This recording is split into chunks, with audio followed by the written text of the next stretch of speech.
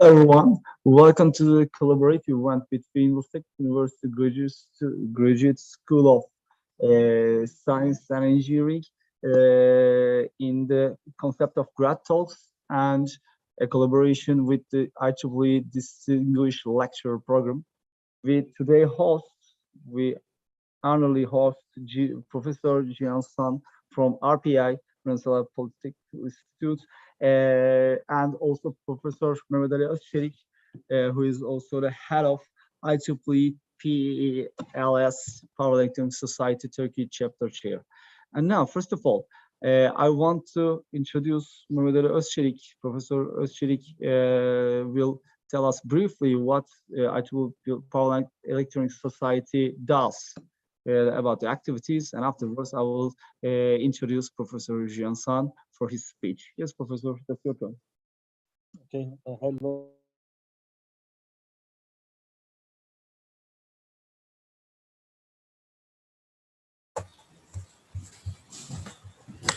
Hello everyone, my name is Mehmet Ali Özçelik.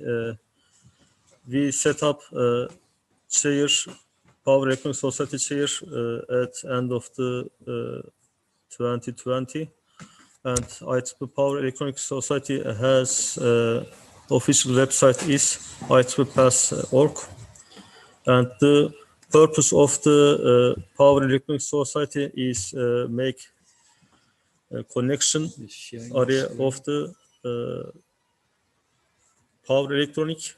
So I have a presentation for this. Let me share the screen now. Yeah.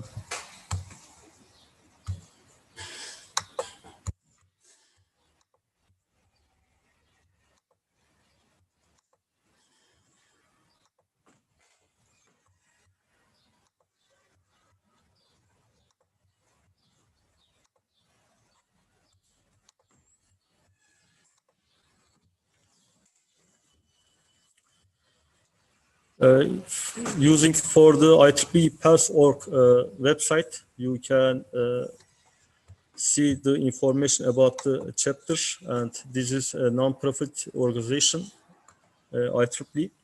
And IEEE, you know, largest professional association in the world, and it dedicated to advancing technology, innovation, and excellence for the benefit of the humanity.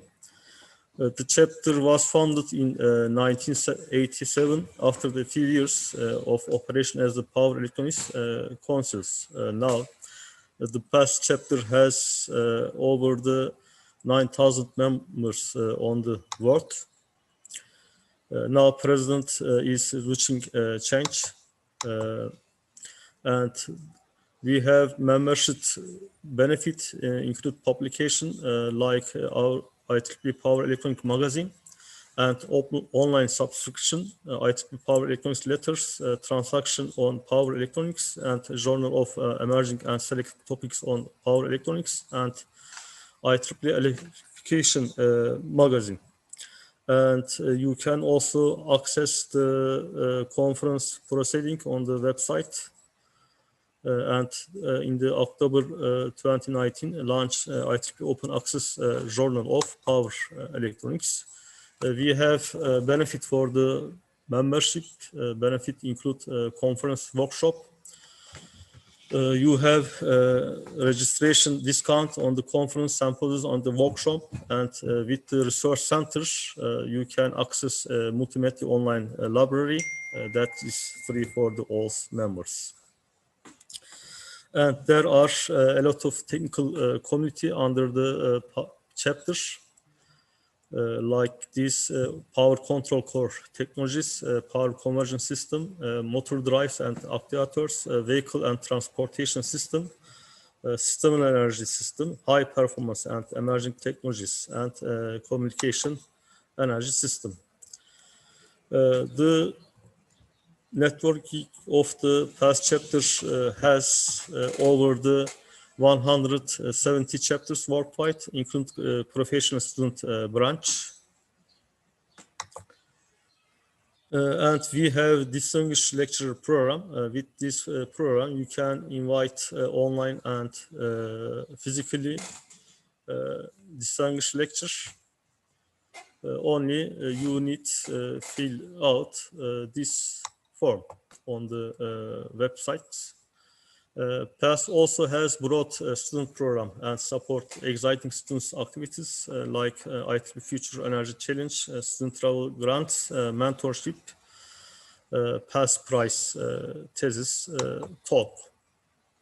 And also PAS is working about the standards and driving force behind the international technology roadmap for white power semiconductors and numerous standards, activities relating power electronics and smart grid initiatives. And you can join PAS today and connect it to ultimate in source of power in your industry. And for the students, we have a promote code. We can share it. Now I will give talk to Professor Dr. Jian. He is from the Rensselaer Polytechnic and he is director of the Center for Future Energy System. He is also vice president of the conference to Power Electronic Society, and thank you. He joined us today. Thank you very much, Professor. Maybe you can stop sharing the screen so that Professor Jian can share it in an easy way. By the way, when the screen is prepared, I can give a bit more information about Professor Jian. Professor Jian's son received his doctoral engineering degree from the University of Paderborn, Germany. And before joining the faculty at Rensselaer RPI in 2002, he was a principal engineer at the Advanced Technology Center of Rockwell College, where he worked for 5 years.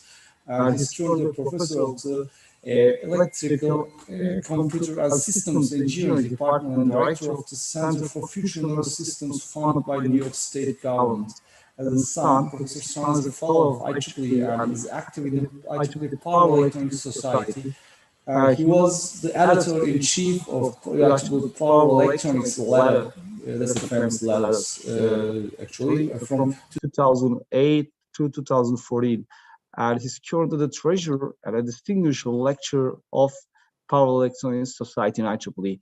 He also received several awards from the IEEE Power Electronics Society, including the Modeling and Control Technical Advancements Award in 2013 and our David Middlebrook Achievement Award in 2017. He has more than 200 publications and holds 11 US patents and 1 European patent. Professor Jian, we are very glad to host you here physically and always electronically. And we're excitedly waiting for listening to you. Thank you very much. Great, Professor Ozan, thanks for the introduction, and Mohammed, thanks for the making arrangement. It's my second trip to Turkey. So very interesting. Last time I was in Istanbul also. Sabancı University organized an energy workshop in September 2019, and they invited a bunch of people. So I was in Istanbul for a couple of days, but this is a very interesting city to visit. Before I start with my presentation, maybe I just reiterate some of the points that Mohammed made about PELS. We're here to represent the Power Electronics Society, and I know many of you are probably already members of IEEE. There is a lot of benefit to join individual societies like PES or PELS. So Mohammed mentioned some of the benefits. I hope you pay attention to it. Particularly for students, we have some promotion going now. So if you're already an IEEE member, you can become a PELS member for free.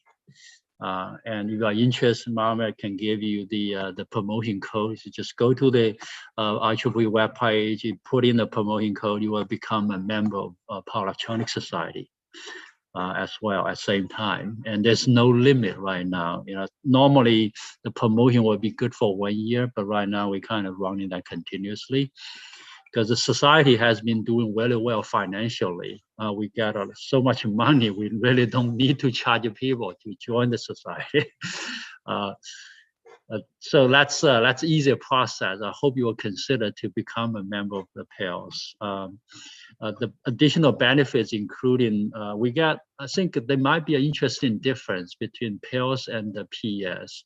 I'm also a PES member, but for PES, you don't get a free access to the publications.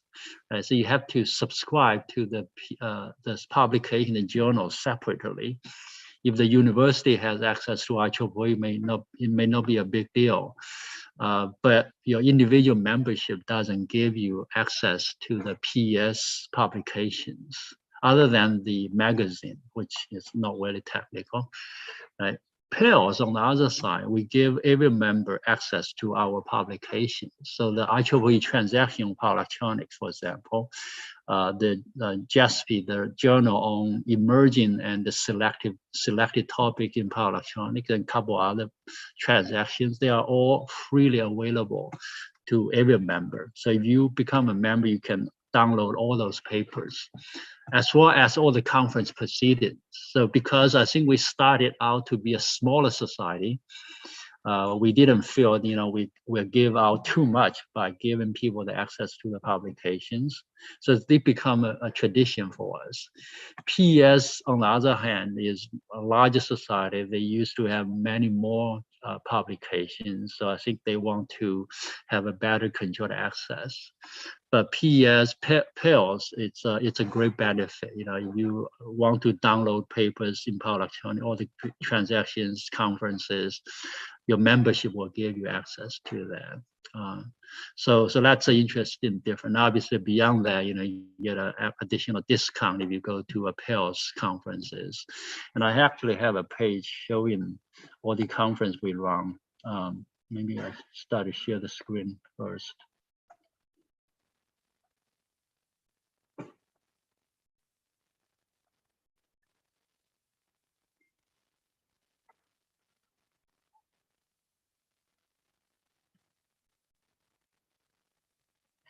So because I'm the vice president for conferences, I kind of have to take responsibility for all our conferences. So this diagram shows all the conferences that Power Electronics Society runs. So at the top, you see the so-called ECCE, that's Energy Conversion and Energy Conversion Congress and Exhibition, so ECCE, and we run that in North America, in Asia, in Europe. So this kind of conference series in different continents, like the smart grid meeting of the PES Society, right? We have that also in different continents. So these conferences are annual in different continents.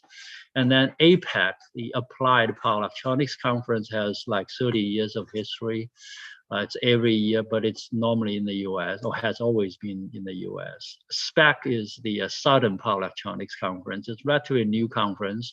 It was designed to be on the Southern Hemisphere. So, South America, Pacific, and South Africa.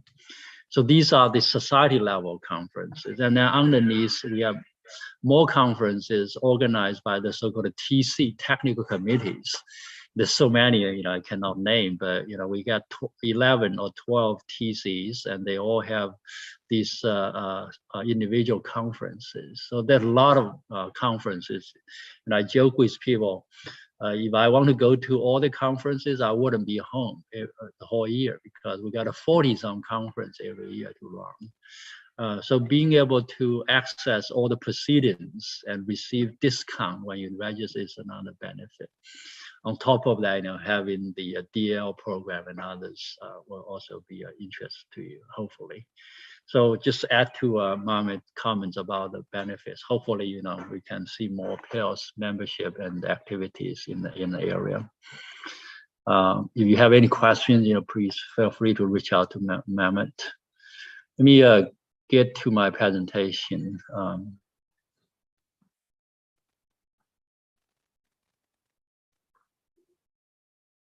Right. So the technical talk I prepare for today has to do with power electronics application power systems. And I know your university has a very strong power systems program. So I hope this will be of interest to you, because power electronics is kind of my own expertise. Professor Ozang introduced me before. I worked at the Rockwell Collins for 5 years. I did all these kind of power converters, building hardware for different applications, for aircraft, different applications. But about 15 years ago, I decided to extend more into the power system application of power electronics. So it's still power electronics, but for power system application. And a lot of that has to do with renewable energy. You heard about wind turbines, PV inverters, HVDC transmission. So these are all power electronics devices that I work on. But more and more I'm getting into the system aspect. So still, keep my feet on the power electronics side, but I'm reaching out to the system more and more, because it's necessary now. It's really becoming necessary because of the transition of what we call energy transition that you heard in the news. So my talk is about really try to connect the two fields. And I spoke with Mehmet a few times. I thought this is a great opportunity for many power programs. I think in US, in other universities, power electronic power system, both fell under the power system program. We're supposed to be like, brothers and sisters, right? And I think it's really become necessary now to interact closely. So that's kind of the topic, and I'm aware of the time, so I'll try to finish in 40 minutes, and hopefully we can have some discussions. I'm going to skip this page outline. So if you haven't studied power electronics, so this is just a quick introduction of what power electronics is about. In essence, power electronics is about conversion of electrical power using electronics, right? So semiconductor devices, that's called electronics, but we use semiconductor devices to perform energy power conversion. That's power electronics. So if you look at the form of power conversion, you basically convert electric power from one form to the other. Right, so the diagram shows you can go from DC, one DC voltage to the other, another DC voltage, from DC to AC, AC to another form of AC, so different frequency, and the AC to DC. So this kind of diagram shows all the different functions that power electronics provide. But obviously, behind each function, there are many applications. In terms of power system, so the application of power electronics is really broad. You open your cell phone, you probably find, I would say, 20 DC-DC converters in there, because of the different chips, regulating DC voltage, managing the battery. Same in the laptop, electrical vehicle, you heard about it, right? The chargers, the drivetrain, it's all power electronics, basically. But what I want to discuss today is more for the power system application. So more in the generation and transmission instead of the consumption side. So this is a kind of one of the charts. So in the power system, right, we divide the system into generation, transmission, distribution, consumption. Up to a decade ago, the application of power electronics had been limited mostly to the consumption side. I mentioned electronics, solid state lighting. I think these look like LED light bulbs, right? Electronic devices, motor drives. You need power converters to do the power conversion. So most of that is on the consumption side. There are some application at the distribution transmission level. The diagram on the bottom shows, for example, some of you may recognize these let me turn on my laser point. So some of you may recognize that this diagram shows HVDC transmission station, right? Classical HVDC using thyristor-based 12-pulse converters for long-distance transmission. So that's existing, relatively mature application of power electronics. That's transmission, obviously. That's at the transmission level. At the distribution level, we do reactive power compensation, and then you can also put that, at the district transmission level. So this so-called a STATCOM, right? STATCOM is part of it, but the application was really limited. Most of that applications are on the consumption side, so you recognize the electronics, the computers, the motor drives, the variable speed drives, using industry process.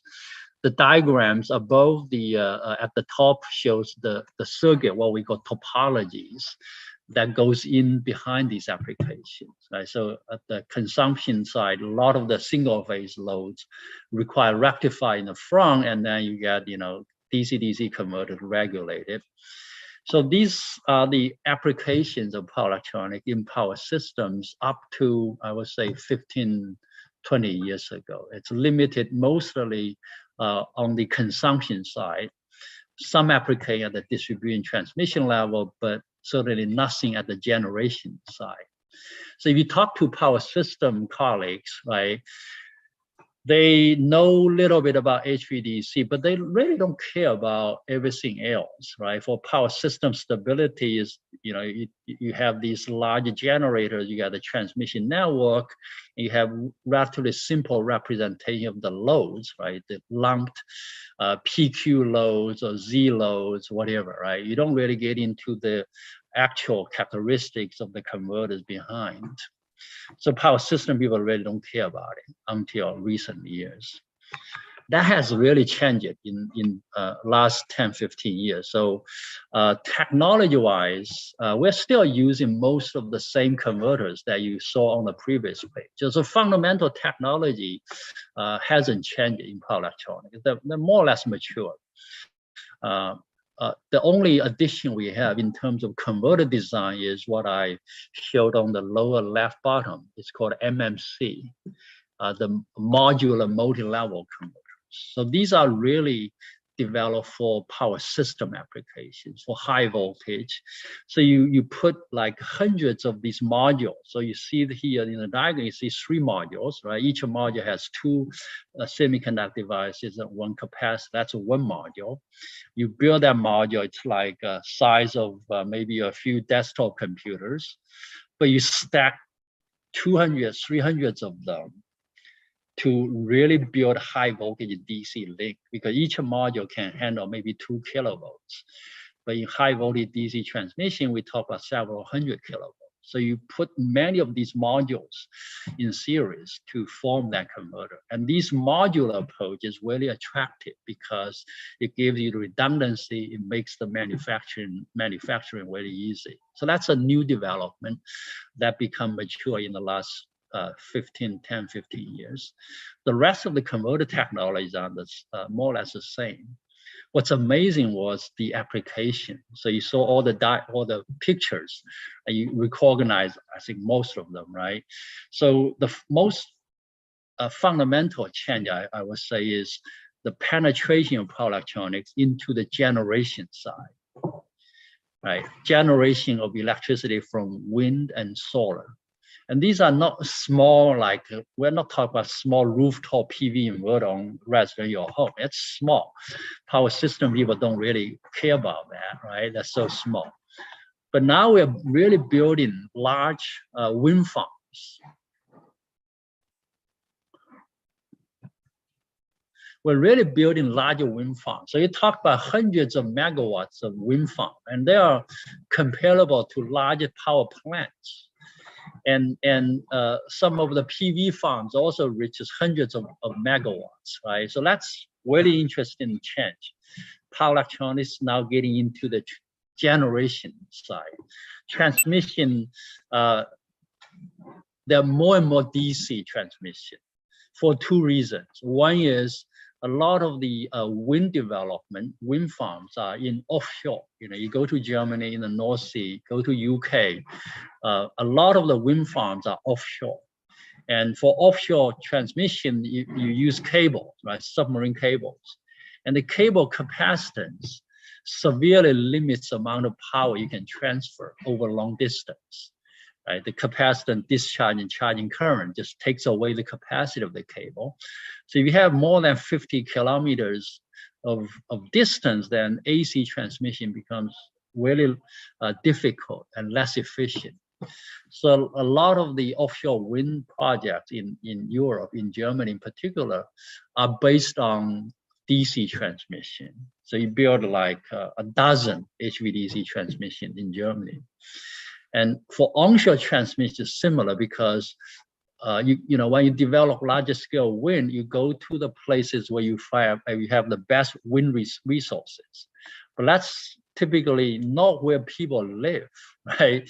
So you have to transfer electricity over long distance, and DC becomes necessary even for overhead transmission if you go over long distance.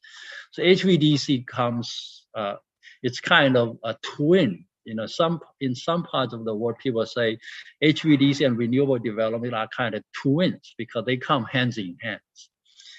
And so that's on the upper left side, the generating transmission.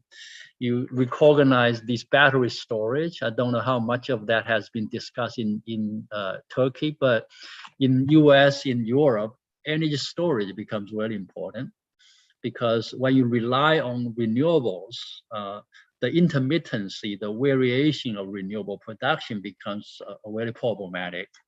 So to balance that variation, you really need to use storage. So there's a larger scale energy storage projects in US, for example. I know there are several 100 megawatts of energy storage projects that are going on. So that's you can call that, it's not really generation, right? But it's part of the network. So it can be transmission or distribution. It helps to operate the system. On the consumption side, we certainly have more and more power electronic, because the electrification, the electrical vehicles, the more electronics. So the picture I'm pointing at with the laser, that's a data center. I've been working with Facebook in the last 3-4 years. I don't know if you heard about these, but everything we do, Zoom, whatever, Uber, anything you rely on, it goes to data centers. And these data centers, individual data centers, will consume somewhere in the order of 100 to 200 megawatts, single data centers in the couple hundred megawatts level. Now we talk about 300, 400 megawatts power. And you look at, all the power goes into a data center. It goes several stages of power conversion before it reaches the server. Because the server needs like 1 volt, right? 1 volt, 2 volt. That's where 90% of electricity is consumed.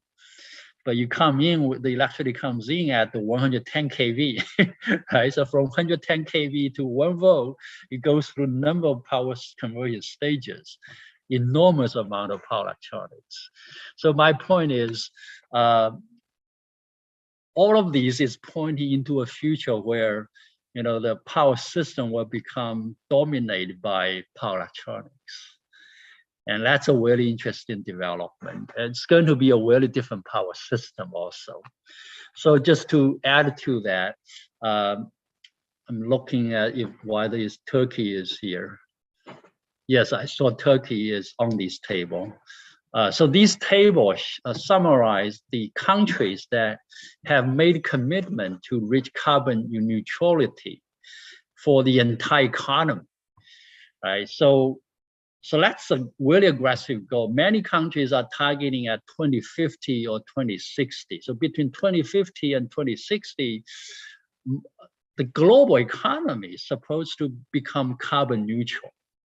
It's not carbon free, but in sectors where we are producing carbon, we need to sequester or absorb carbon in other sectors. So the whole economy becomes neutral. And that's a really aggressive goal, but it's really serious matter now. It's about global warming and climate change. The other table I listed here shows the different states in the US that have committed to achieve carbon-free electricity. By most of these will happen in the next 2 decades, right? So looking at the time, it's like between 2040, 2050, right? So that's only 20 years from today. We need to decarbonize the entire electrical power sector. How do you do that? Well, you cannot burn gas, oil, or coal to generate electricity, right? So we have to transit the power grid into renewable based in the next 20 years. And the table on the bottom, the chart on the bottom. So some companies, some countries are more aggressive than others. So the ERCOT, the Texas Electric Reliability Council of Texas, ERCOT, is one of the industry partners we work with. They will have 50% of electricity produced from renewable energy in the next 2 years. It's already 50-50 now. And some of the German companies set the goal to reach 100% renewable by 2030. So you talk about less than 10 years from now. Globally, we're looking at 20 to 30 years. We have to go from today's carbon sort of dominated electrical system to renewable system. And that's a tremendous transformation if you think about what has to happen. So going back to this chart I showed you before, obviously the system is going to be more complex. So we need more power system engineers who understand the complexity of the system and can design and operate this much more complex system in the future, right? But technology-wise, power electronics is the key enabler for that. Because now every watts of electricity has to be processed by power electronics, right? Before they can go into the grid, you get converters. And before you can use it, you have converters. So if we talk about 100% renewable for the future, for carbon-free electrical system, we're really talking about more than 100% converter-based power system, because often the power has to be processed more than once by power electronics, right? So you count the megawatts of capacity, right? It's much larger than the capacity of the system. So this, you probably have heard a lot of these discussion already. It's a global transition, what we call, now called energy transition. And for power electronics engineers, it's kind of exciting to, have the opportunity to work on these hardware, making turbines, making PV inverters, making HVDC converters, because you have to make those converters, right? Hopefully we don't run out of silicon for that purpose, right? It's a great opportunity for power electronics engineers, but from research standpoint, a lot of the converter technologies are mature, as I mentioned earlier, right? The converter technologies are mature. So my own research focus has been on the system. We still have the transmission line, we still have transformers, but we are replacing conventional generators by wind turbines and PV inverters, right? You got converters everywhere. So the design, operation, and the stability of the whole system becomes really questionable. If you think about how we study power system stability today, we have beautiful theory, we got all the tools, the mathematical models, they work perfect for several decades, right? We've been perfecting them, but now things are going to be different, right? Instead of generators, we're going to have converters. So how do you deal with that in power system? That becomes a really big challenge. So these so-called converter-based power system is becoming a really dominant discussion in both power electronics and power systems community. So the rest of my presentation will give you an overview of what that means from my personal perspective. And you know, I put these diagram here, and most of you know what that means, right? Because this, you know, this future power system is like the huge elephant, right? You know, we never saw these before, and we're just approaching it from our perspective. You know, my background is power electronics. We also have people coming from controls fields, power system fields. You know, we try to solve these problems, but you never seen it. So I'm really mindful of our limitations, right? We kind of, you know, try to touch it from different angles. So my view can be very skewed today, okay? But hopefully, you know, at least you kind of get my point of view, and then you can, you know, think about that critically and combine with that with your own background, and use that as a starting point, because I can tell you, this is an exciting field for the next 30 years. So I want to just go to the fundamentals, because the system is so complex, right? You can talk about that from many different angles, okay? But at the end, you need to go to the bottom line and go to the fundamentals in order to really sort things out, right? So these on the next page is kind of my effort to get down to the bottom of this problem and see how can we deal with that. So what I want to do is to discuss the fundamental difference between converters and synchronous generators. Because if you think about the system, that's really where things are going to be different, right? The transmission line is going to be transmission lines, the transformers are going to be transformers. It's really about converters replacing generators for generation. So we need to understand how converters are different from synchronous generators. So the first difference identified here is the speed of control. Okay, speed of control. In generator, it's all relative term. When we say slow or fast, it's all relative, right? But I'm using the term slow to describe the generator control relative to converter. So in generator control, if you look at the generator machine level, there are really two fundamental control functions, right? One is to regulate the excitation field so you can control the voltage. Right? The other is to control the speed, the prime mover, so that you can regulate the frequency, right? So these are two basic control functions: voltage control, frequency control.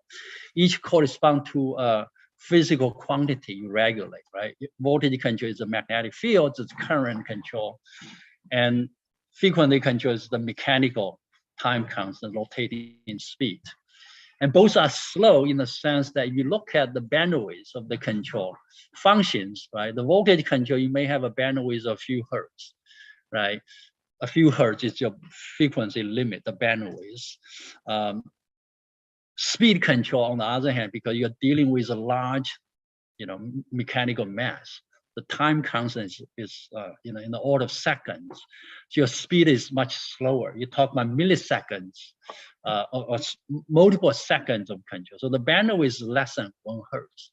And by the standards of power electronics, these are kind of slow control, right? Now I know in power system you have even slower control, right? The inter-area coordination, you know, there are a lot of other slower controls. But these two generator level control functions are more directly comparable to what we do in converters.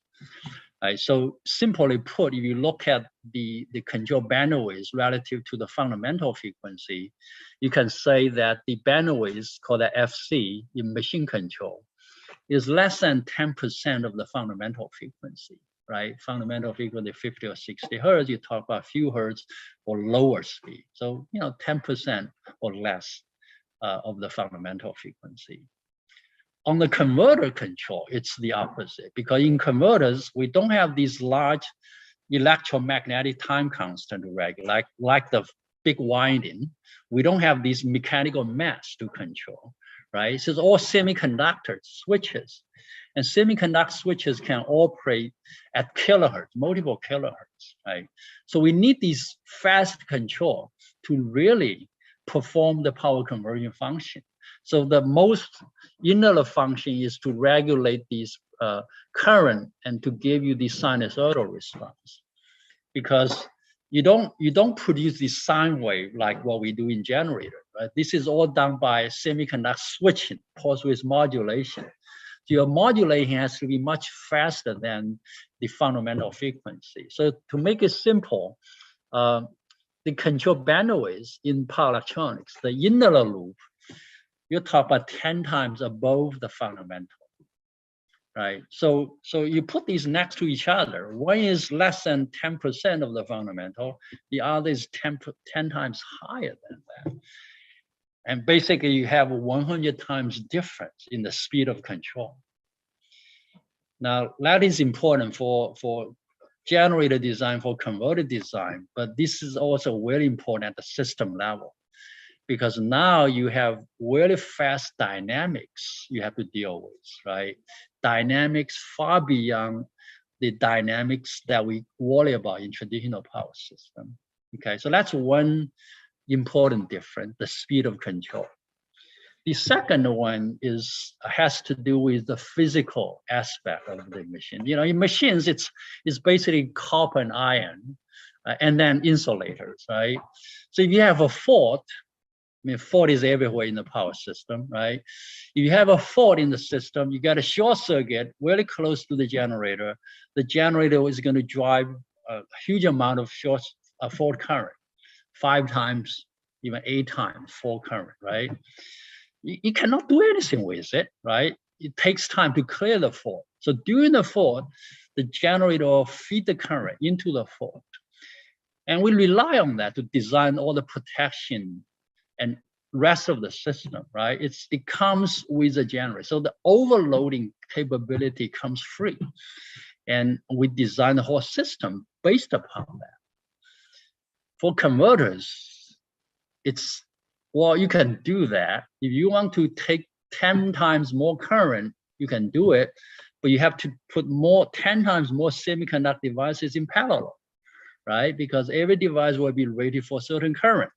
And the time constant we talk about for the device to fail on the overcurrent is milliseconds, right? So you cannot put that much current through a semiconductor device, more than just a few microseconds.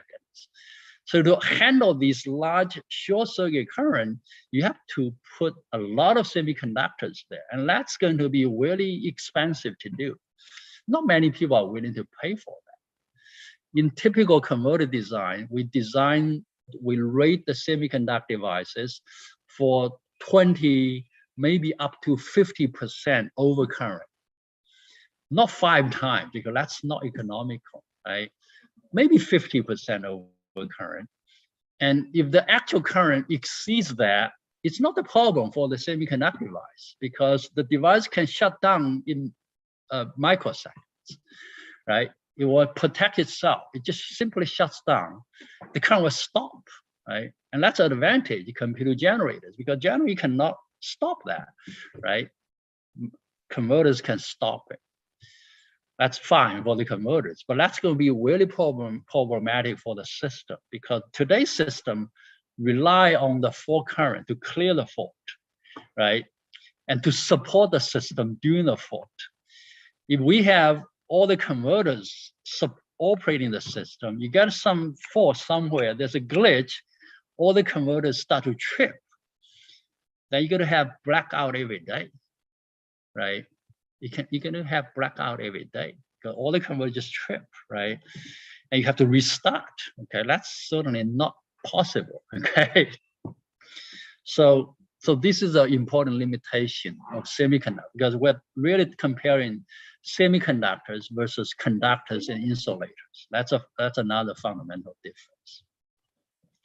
So I hope this gave you a sense for what we're really facing. It's not just some equation. This goes to the fundamental properties of the devices, the materials we use to build this system, right? And we need to live with this system, okay, in the future. Now, obviously, this is a really general problem.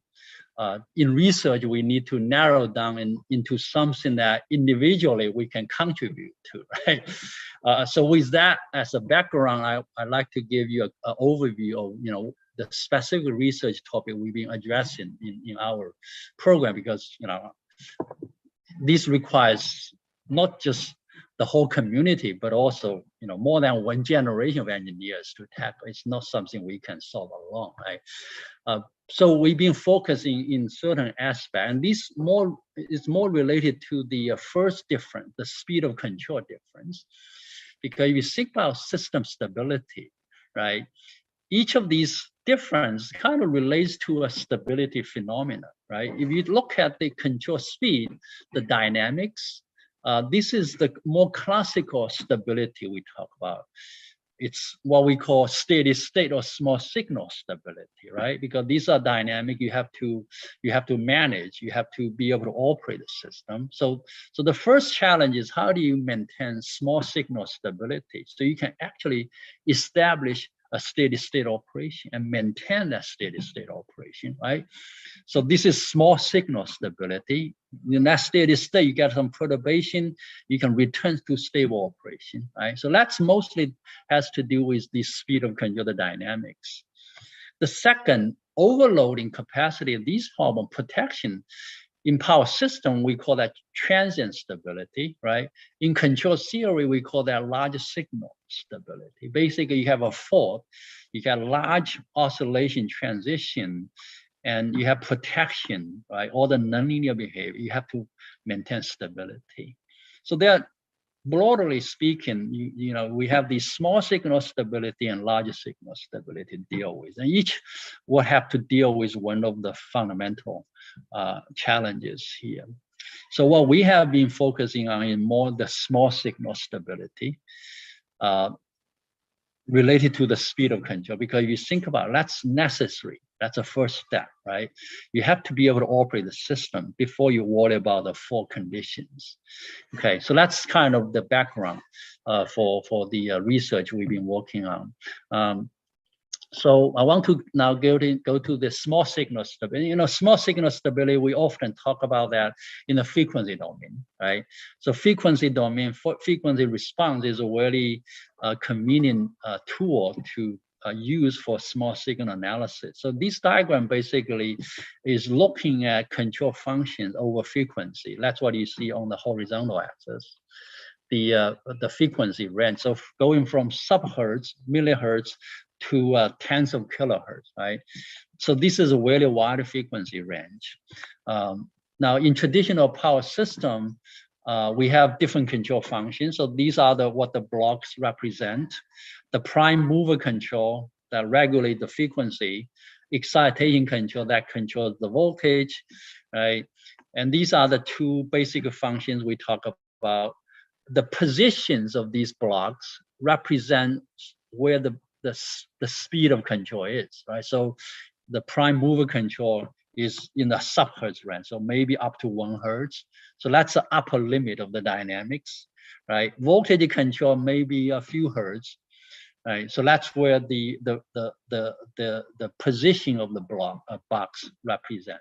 The location of the box relative to the horizontal axis indicates the dynamic frequency range, right? And obviously these are all congregated in the low frequency range, right? Below the fundamental.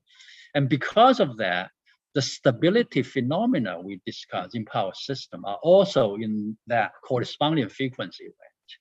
So you talk about angle frequency stability, that's again in the subhertz range, right? Voltage stability may go to a few hertz, 10 hertz, right? And then the highest frequency phenomena we talk about is the SSR, subsynchronous resonance, subsynchronous oscillation, subsynchronous control interaction, you know, this SS stuff. That may go to 10, 20, even 30 hertz, depending on the mechanism. There are different mechanisms for that. But they're still below the fundamental, okay? They're still all below the fundamental. So because of that, this diagram on the, I just added here, you cannot read, but this is in textbook, in a lot of the standard power system textbook. It basically talks about power system stability. And you look at closely, all the stability phenomena we talk about in that diagram concentrate in this low frequency range, right? There's nothing at the high frequency range, right? The space above 10, 20 hertz is a wide space. There's nothing there. The only thing we worry about there is EMT transient. You probably learned that already, right? EMT simulation, right? So we do EMT study, EMT simulation, but that's not stability. It's not about stability, it's about transient. It's about protection, right? And safety of equipment. It's not about stability because we don't have active control in that frequency range in traditional power system, right? If you don't have active control in that frequency range, there's no instability to worry about. So everything works perfect with today's or up to today, the power system, right? The machines, the theory, all of that goes really well. But the converters are going to change that. So these diagrams show these boxes represent the control functions related to converters. So with larger turbine generators, wind turbine, we still have some of the mechanical time constant. So they kind of appear in the low frequency range. But now we are adding these fast control functions. These are the inner control functions of the converters. And they certainly, each individual loop can become unstable, right? So the power electronics engineers have to design them carefully to make sure they are stable.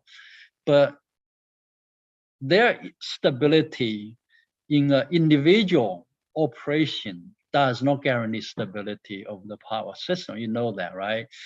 A perfectly designed generator doesn't guarantee stability of the power system, right? So you need to take that into the system context. And that's the challenge we're seeing now. So in this high frequency range, because now we are adding feedback, we have control, active control, we have to worry about stability, okay? For the lack of better term, I call that EMT stability, electromagnetic transient stability, because it's like in the frequency range where we used to call EMT frequency, right? But now we have active control. So we need to address the stability of this new frontier. You know, I call that new frontier because this is a high frequency range where people don't worry about up to recent years. Now, I think for the lack of time, I'm going to skip the next couple of pages. But what I wanted to do, put on this page without going through the, let me just fly through this. I want to give you some sense for what we're talking about, because the fundamental understanding is summarized here, but it's kind of abstract, right? What does that mean? You got these new stability. What does that mean? What does that mean to me, right? I get some examples. We built. So when I started this research about 15 years ago, I spent about $1 million. I built a test bed. Mammoth saw that, and that was really the beginning of this research, because I can predict these conceptually, but I wouldn't know for sure, right? So really to understand and see the problems, we built a test bed in the lab, a converter-based power system, and we actually did the experiment. And when you do that, all the problems start to jump out, and that is really what we kind of anticipated in the earlier phase. So these are the measurements from the test bed. So you can see the PV inverter.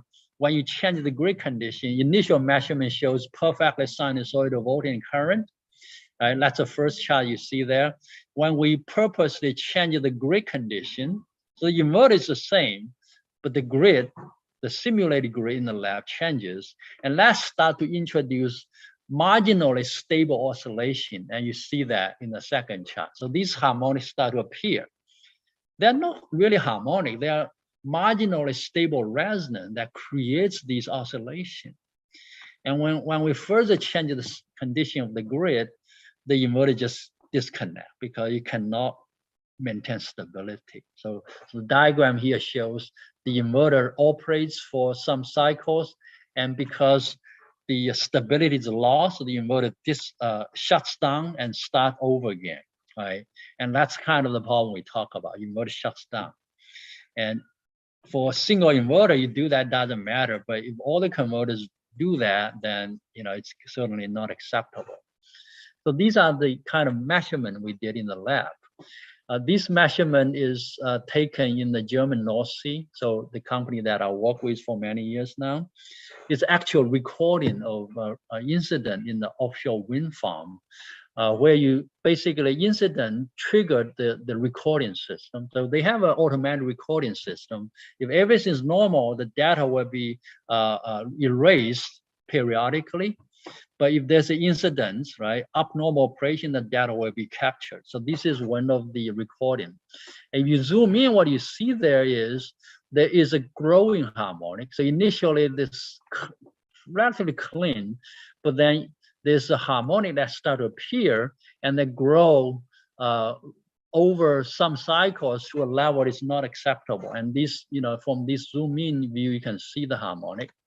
Right, so in the zoom in view, it's still small, but go to 20–30%, and that becomes a major problem. So there was actually a major incident in the German North Sea because of this kind of resonance.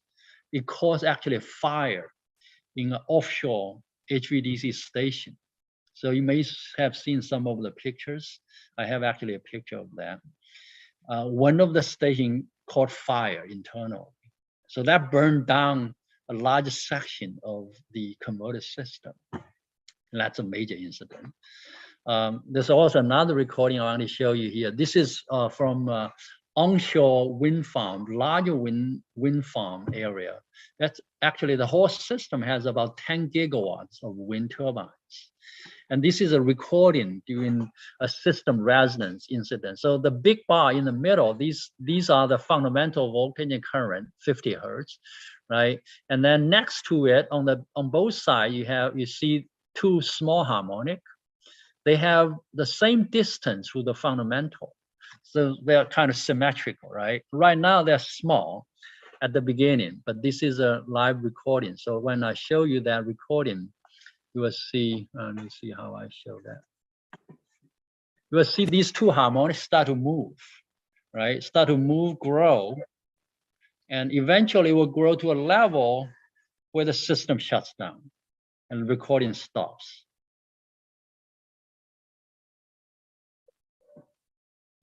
Right, so that's where the protection shut down the system.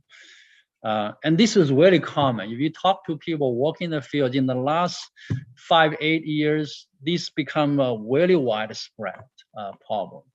And you can call this subsynchronous resonance, but the fundamental interaction behind is the wind turbine and the converters doing that, right? So this kind of shows, what this means in practical system. Now today, we don't have all these converters dominating the system. So the converters can still protect themselves, right? So they can measure these harmonics, and you can introduce certain software, you detect these, and when these harmonics see certain level, you can shut down. That's okay. But if this happens in the future, you got every converter, or the majority of the electricity comes from these converters, you just cannot do that, right? You cannot shut down the system. So we have to find a different way to deal with this. First of all, we need to prevent this resonance, right? Or prevent this instability from happening. So that's the kind of the theoretical side. So now you say, okay, well, all right, so we need to study this new stability phenomena, right? So it's high frequency. We didn't consider them before. Now we have to take them seriously. What's the deal? The control theory tells us you can do that in frequency domain, you can do that in time domain.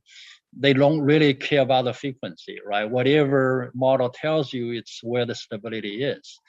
Okay, so fundamentally, it's just stability, okay? But the challenge is we don't have the models, right? Because in today's power system stability theory, the models we use to study stability are based on the fundamental frequency model, the phasor model, right?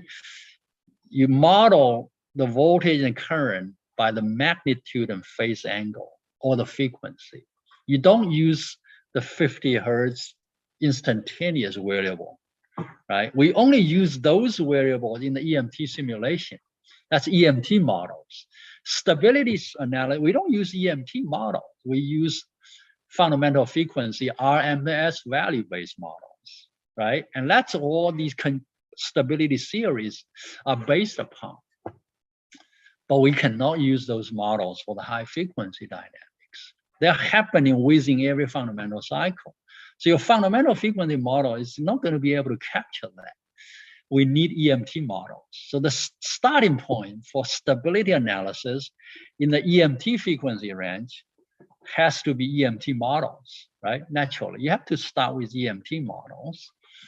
Now, obviously, we can do EMT simulation, right? With computers becoming more powerful, we can do more and more EMT simulation, which is easy on one side, because you can easily start it, but it's extremely difficult to do well, right? Because if you just have one converter, you can simulate it, but you talk about millions of turbines, okay? How do you simulate them together, right? And you also need a very detailed models. The very detailed models of wind turbines and PV inverters. You need the manufacturer to give you those models. They're not going to give to you because that's their secret. EMT model is a secret to them. It's everything to them. You cannot get that, right? So it's academically, it's easier to do, right? I just make a generic model. I can show some simulation, but practically it's extremely difficult. And as you know, when we deal with larger system stability, we cannot just run simulation, right? We need to have the equivalence of today's, frequency stability, voltage stability theory for EMT stability. We need to have the equivalence of them in order to cover the high frequency stability. So that basically speaks to small signal frequency domain analysis, right? We need to do that and provide proper models for EMT study, but in the frequency domain and small signal. And this becomes a fundamental challenge because the models, EMT models, are so difficult to linearize. Do we have a limit on time? Okay. Okay. So converter model, if you haven't learned any of the converter models, every converter model is nonlinear. And because the operation with the grid, you got the 50 Hertz volcanic current going on, right? So the model is nonlinear and time varying. Okay. Well, if you think about mathematically, you have a nonlinear time varying model. We just don't have good control theory to deal with that system, right? So the only way we can deal with it is by small signal analysis. Okay, but the time varying operation makes it very difficult. Because if you linearize, that's the only equation I have here. If you linearize, try to linearize a nonlinear function called x times y, right? This bilinear term is very common, nonlinearity. You want to linearize that function, you can always do that by Taylor expansion, right? Everyone knows how to do it. You expand it if x and y each has a fundamental component plus perturbation delta x and delta y, right? Expand it, we ignore the high order term, you end up with three terms. The first term represents the fundamental steady state operation, so you don't need to worry about that. That's steady state. The second and third term represent the small signal response, right? Each is proportional to your disturbance. So that's small signal response. It's linear for these small signal perturbation, delta x and delta y. But the coefficients we have in front of each of the linear term is time periodic, right? That has 50 or 60 Hertz fundamental. That changes at the fundamental frequency. So this linearization gives you a linear model, but with time periodic coefficiency. So you end up with what we call LTP models, linear time periodic models. And if you recall the control theory, right? The Laplace transformation, Nyquist criteria, Bode plots, all of that can only be applied to linear time invariant models, LTI models, not LTP models.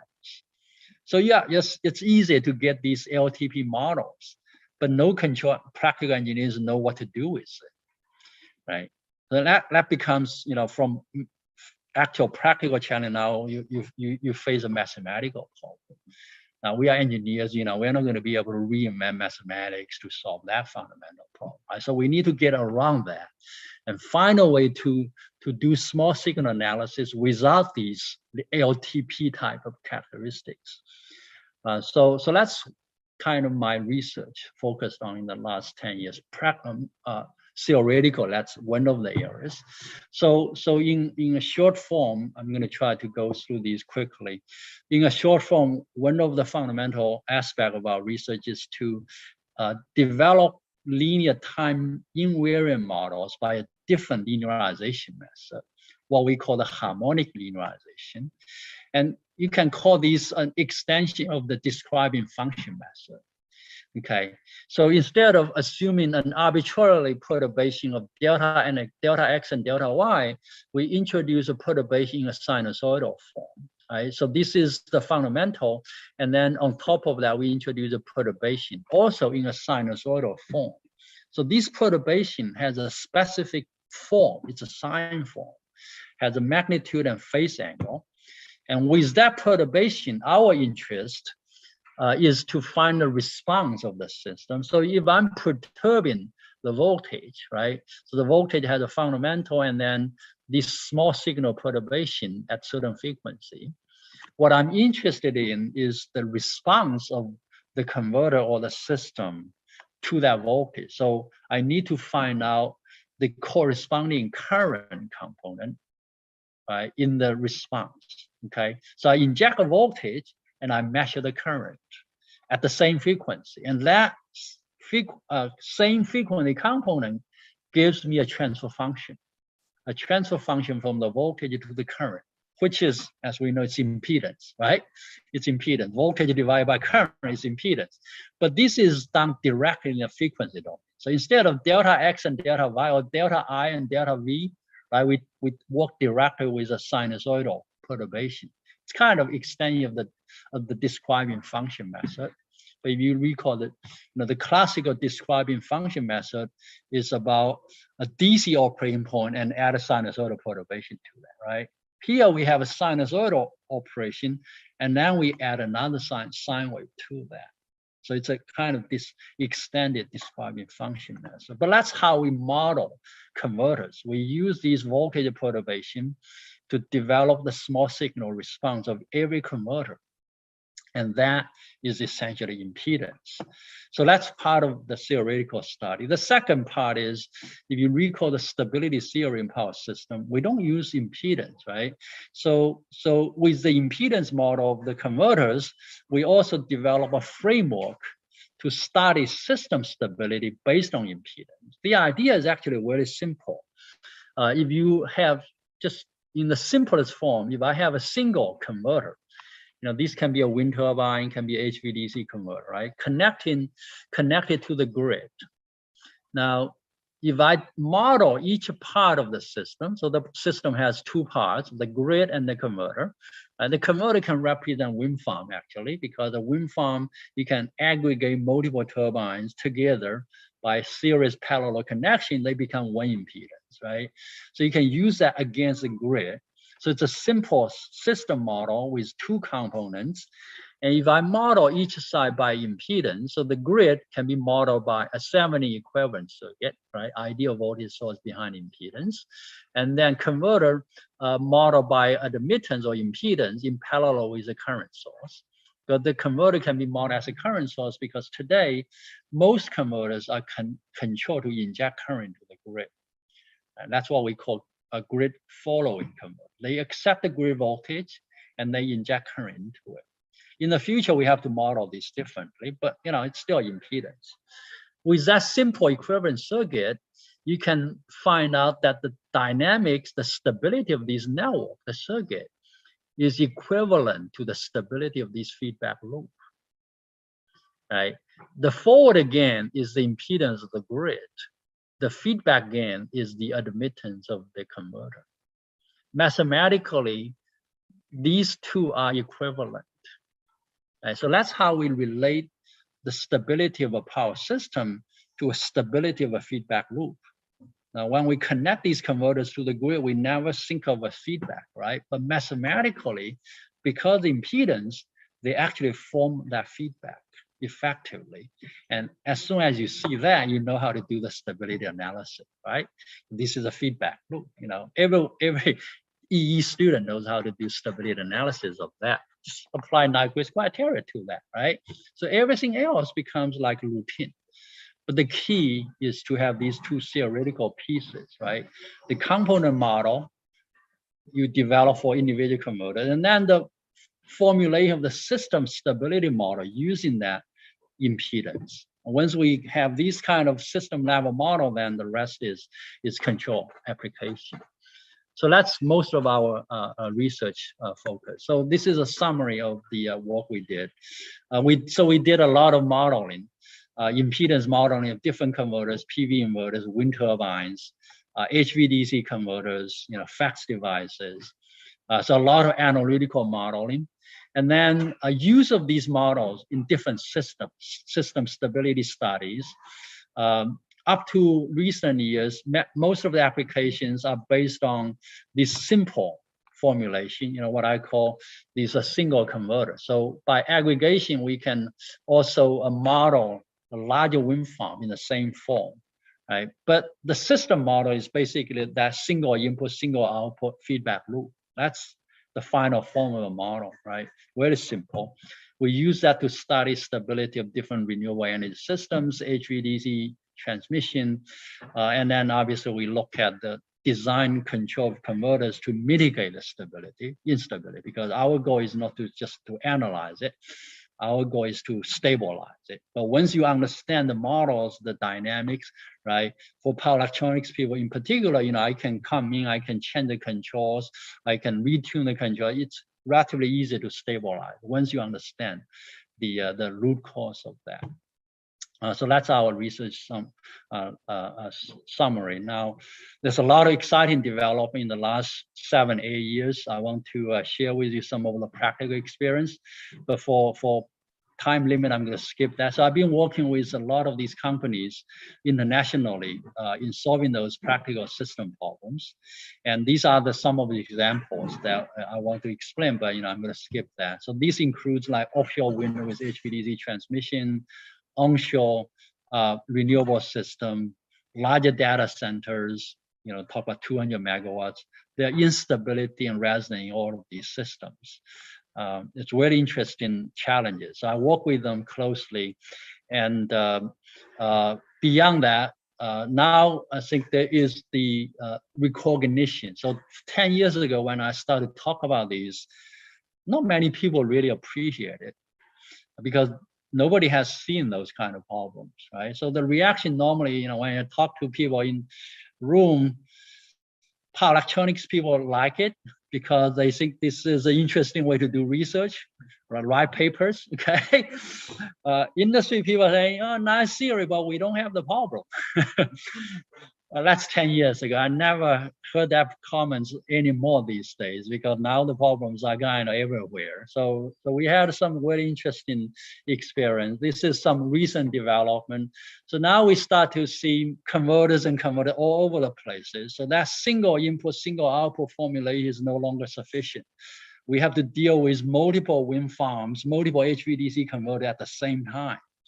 So this is a different way of formulating the system model. So you got a grid and you got a multiple HVDC wind farms connecting at the same time. So the mathematic model becomes a multiple input, multiple output feedback loop. But it's, you know, it's again, just mathematical generalization. We have that. So we're ready to tackle those problems.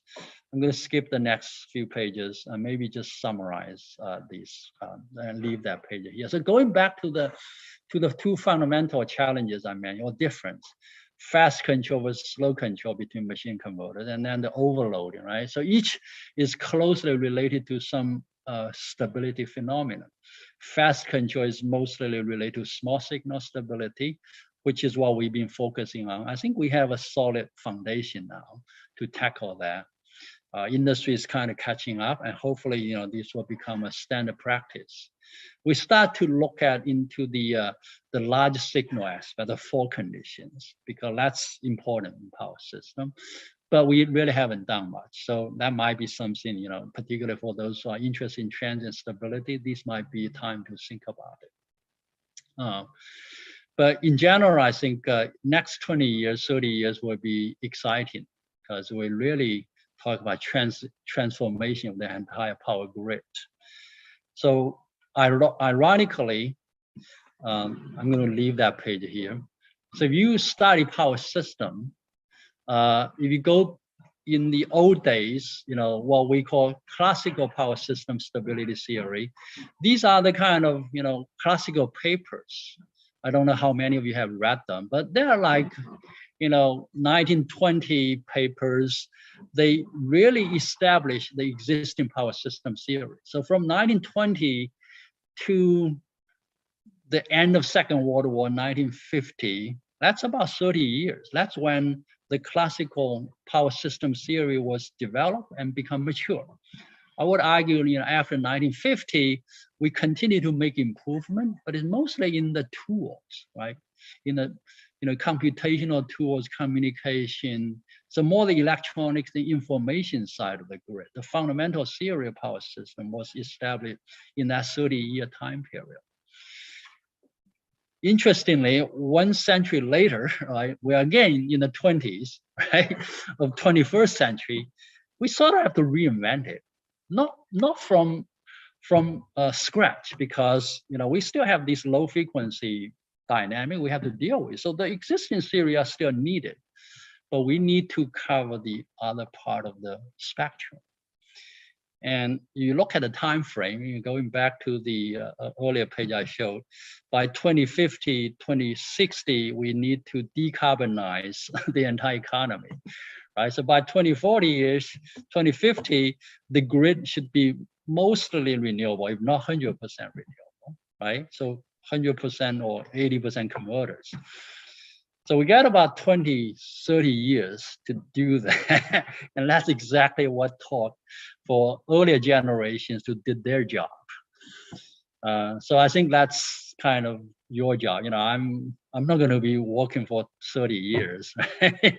But someone has to do this, and hope one of you can make contribution to this. That's my last page. Thank you. Thank you very much, Jan.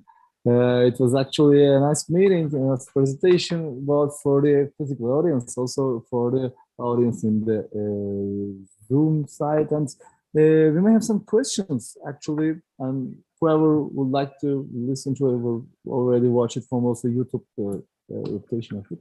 So, first of all, there's a question from the chat. Is the silent power factor software enough for EMT modeling for the simulations? Any suggestion for this? Can you repeat the question? You also can see it in the chat screen, but one of the audience from the Zoom side asks that is DIC silent power factory software enough for EMT modeling for these simulations? I see. That's an interesting question. Yeah, so I've been working with these software companies for the last few years. So I have close relationship with this Canadian company called OPRT, RT Lab, and that's an EMT tool, mostly for real-time hardware in the loop simulation. You know, we are also really close there in Montreal. You know, it's about 3 hours drive. I've been talking to Power Factory of the company DigiXisland for a few years as well. And in fact, about a month from today, I've been meeting with them in Germany. Yes, so yes, we need these tools. I think all of these tools, or most of these tools are useful, but I would say none of them is sufficient for what we need in the future. So we need to work with the software industry to do that. It's more than simulation. So what we need is really simulation and small signal analysis in the same package, because simulation alone will not be able to, I mean, no matter how powerful the computers are, you are not going to be able to simulate the entire power grid with millions of turbines. You just cannot do that, right? EMT simulation is just impossible. So we need to supplement EMT simulation, integrate that with small signal and other analysis. And that's, I think, the next phase of the development. So we got the theory, we demonstrate applications often with MATLAB calculation, but we need to automate that. For power system application, we know all the technologies at the end, right? For converters, it goes into converter manufacturing, right? So that's the industry we work with, transfer technology to them. But for system model analysis, you have to turn that into either specification and grid codes, right? So it becomes standards and people can follow. And then the others is tools, computational tools, software tools people can use. At the end, you have to give these to people, not just papers, right? Because practical engineers cannot just read papers and then do things. They need the tools to do it. So I think the next 10 years will be interesting for that too. Especially for the software side, I agree Yes. with you, because whatever we call as a classical power flow will already have also a change regarding the further improvements in the DC transmission. And whatever we do is a full AC power flow, and whatever we calculate as a voltage, magnitude as angle, will have a different overlook when we look at from the DC side. So Yes. we should have mixed power flows, and mixed power flow means whatever you call is in the optimization side, maybe you will have inputs like if this is DC or AC, and if we can skip this equation for the DC side and to continue with the AC side, and all the software we need, and all softwares already depend on the basic power flow equations, so that all softwares will need adaptation if we have conversion with the power system operation. And I don't see any question in the chat side, but if the audience, physical audience, has some questions, I would be happy to direct it to here. Yes, you can even come here and ask. By the way, Jian will can hear it, and also the audience will hear it. Yes, you can have come here. By the way, the Zoom audience can also hear. Okay. Hello, everyone. First, thanks for your presentation and coming here. I have an answer question about the semiconductors. What do you think about the gallium nitride semiconductors in the power systems and relations between the power electronics? Yeah, that's a good question. I didn't get much into power electronics, but semiconductor devices, what we call wide bandgap semiconductor devices, are certainly a very exciting development in recent years. So, we talk about silicon carbide and gallium nitride.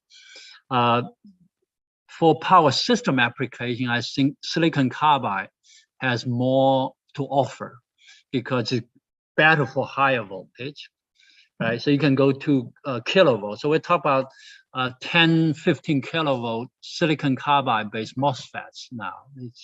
You can get samples. So that will simplify converter design for high voltage, because now you need less devices, right? Individual device can handle high voltage. We try not to rely on that today with this modular design, because with silicon you can get a 3 kV device. You build a module. If it's truly modular, you can stack many of them. So you are not limited by the individual device rating. But high voltage device will certainly help you to simplify that. So that's silicon carbide mostly. Gallium nitride is more useful for low voltage. So for that, basically we're talking about transportation, for example, because gallium nitride, the major benefit of gallium nitride compared to silicon is the fast switching. And so you can switch at a higher frequency. Now for grid, often we don't need high frequency switching because you have fixed 50 or 60 hertz, right? If you can switch at a couple of kilohertz, that's enough. You don't need to go to 10 kilohertz, 20 or 100 kilohertz. Is not necessary, and the benefits of high frequency switching is to reduce the size of the passive components, right? So the filters, the capacitor inductors become proportionally small if you increase the switching frequency. But for a lot of grid applications, you got to land. You don't need to shrink things, right? If you make them small, the heat removal becomes a problem. But for other applications, for transportation, for example, right? Making things small and compact is really important because you're carrying them with you, okay? So gallium nitride, I think, has most benefit in those kind of applications. Transportation is probably the most important application today. And laptops, these can also benefit from high frequency, but transportation is mostly significant. Thank you very much. Any more questions from the audience? I have the last question actually. To talk about the demand side, the use of power electronics increases very much, especially with the introduction of the electrified transportation and other issues, and their power capacity levels increase a lot, especially when we talk about the fast charging issues and other things. But when we talk about it, we know very well that the distribution system side is the weakest point in the electric power system operation. What do you say about the power quality impacts of these power electronics equipment when they even increase more in the consumer side?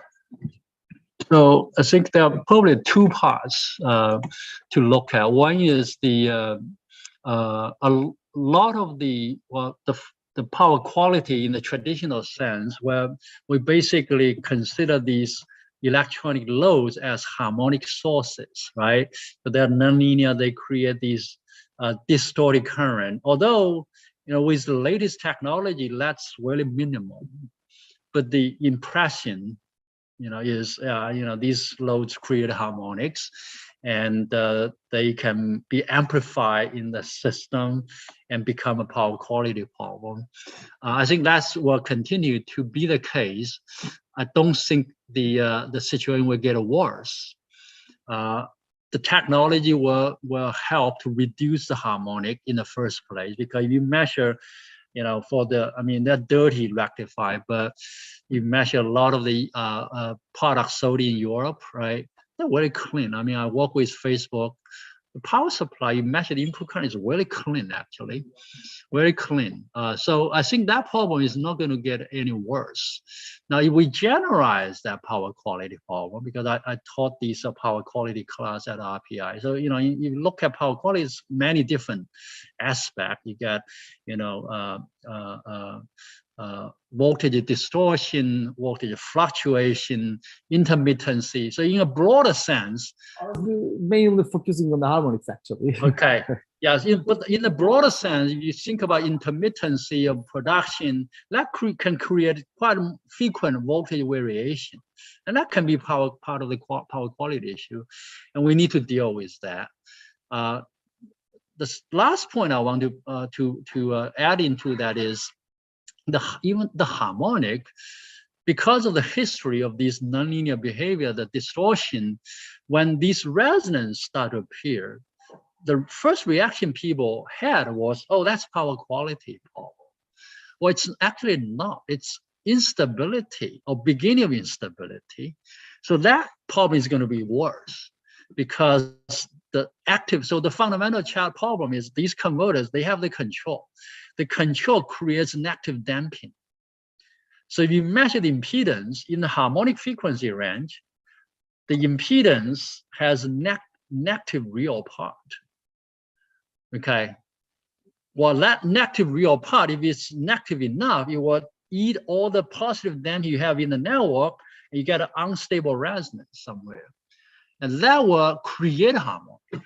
So you don't have to have pre-existing harmonic to be amplified. That resonant, unstable resonance was, so a lot of the pictures show where initially you have very clean waveform, and then harmonics start to grow and grow. And that's really the reason. Under certain conditions, the negative damping becomes dominant. And so you have an unstable resonance, and that manifests itself into a growing harmonic, and that will shut down the system. It's a hiding danger, actually. Yes, and that can be mistaken as a power quality problem, but fundamentally that's a stability problem. So you cannot try to fill that out, right? It's not a current source. You can just fill it out. It's being created. Yes. So you have to modify the dynamics. You have to modify the impedance to damp the resonance. Thank you very much, Jan. And first of all, I would like to thank everyone who has participated in this great talk, physically or electronically. And we were very glad to host Jan with the aid of our graduate student. Sonsuzları Yes. söyleyeceğim. And many thanks to Professor Rubedari for helping us to host this great event. And the last words will be with Professor Murat. On behalf of my university and the Graduate School of Science and Engineering, I would like to also thank the Professor San for accepting our invitation for the grad talk. And I would like to see you all for the next week. We will be talking about the food engineering for the next week's seminar. Please like and subscribe our social media. Thank you, everyone, online attendees.